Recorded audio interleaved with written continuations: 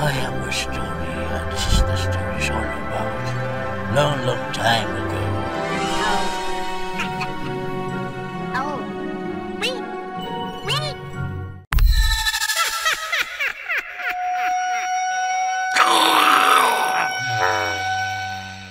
Ito na po ang pangalawang yugto sa bertud ng aswang.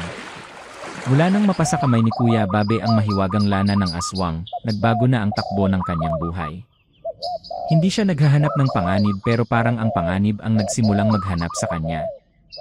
Si Kuya Babe na naglalakad sa gabi sa may maisan, ay napakaliwanag ng paningin kahit madilim, dahil daw ito sa kapangyarihan ng bote ng lana ng aswang na nasa bulsa ng short niya ito palagi. Ang lana ng aswang na nasa maliit ng bote ang nagbigay lakas at ang makakita sa dilim ang ilang taglay daw na kapangyarihan nito. Pero ano din kaya ang kapalit sa mayroong hawak nito? Sa bukirin, gabi habang nagpagalagala, ay naisipan niyang puntahan ang pugad ng ibon na nakita niya ilang araw na ang nakalipas. Dahil nakukuryos lang siya at gustong makita kung anong klasing inahing ibon ang may-ari ng mga itlog.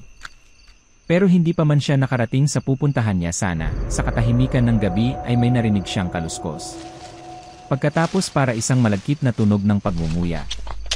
At sa loob ng kagubatan, madilim, may lumangbanga ng uling at kaldero. Napalakad ng kunti si Kuya Babe, at may nakita na naman siya. At napatanong sa isipan niya kung ano na naman tong nakikita niya. May mga bunga ng kalabasa at mga uling. At biglang may nakita na naman si Kuya Babe na parang may pagkapusa, at para rin may pagkakambing ang postura, mapupula ang mga mata, may malalapad na mga tainga, itim ang balat, nakayuko kumakain ito ng kalabasa at uling. Parang mayroon ding kakaibang kilos rin ito. Napaisip si Kuya Babe at naalala niya ang sabi ni Lolo ng basta ganon porma ay sigbin daw yon. Tumigil sa pagkain ng sigbin. Biglang lumingon. Nakatingin kay Kuya Babe. Biglang umaatake. Kinagat nito ang braso ni Kuya Babe. Nagalit si Kuya Babe at sinuntok ang sigbin, pinalipad ito sa puno. Walang ilaw, pero maliwanag ang paningin ni Kuya Babe. Kitang-kita ni Kuya Babe ang bawat galaw ng halimaw. Galit na si Kuya Babe at dahil doon ay hinamon na niya ang sigbin ng labanan. Ang sigbin ay tumalon at kumalmot ito sa kanyang dibdib. Mayroong bronze spike sa mga mahahabang kuko nito ang humihiwa ng malalim sa dibdib niya.